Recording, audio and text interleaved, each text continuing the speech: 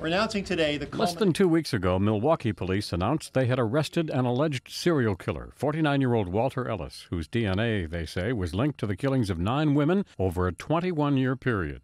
Authorities say a number of the women were prostitutes. Most had been strangled, and their bodies were found within a 3-mile area between 1986 and 2007. During the 4-month period of the investigation, we developed a number of people who became people that we thought would potentially be good suspects.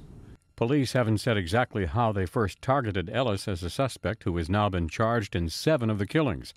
But they say as they took a closer look at the cases and examined DNA evidence, their suspicion of Ellis grew stronger. The frequency that Mr. Ellis's name came up, he drew our suspicion, he raised it to the next level. But he was by no means the only suspect. The most difficult kind of detective work is that which requires wading through massive amounts of information.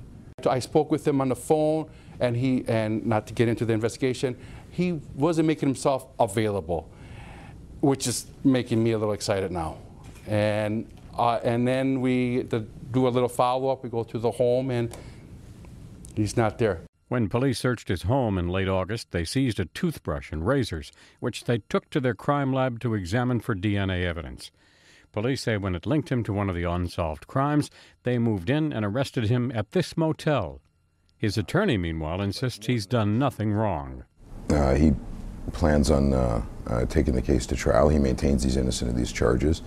Quite frankly, he's already been labeled as a serial killer when nothing's been proven at all. Despite the arrest, the case has revealed a disturbing lapse that some say could be putting residents at risk.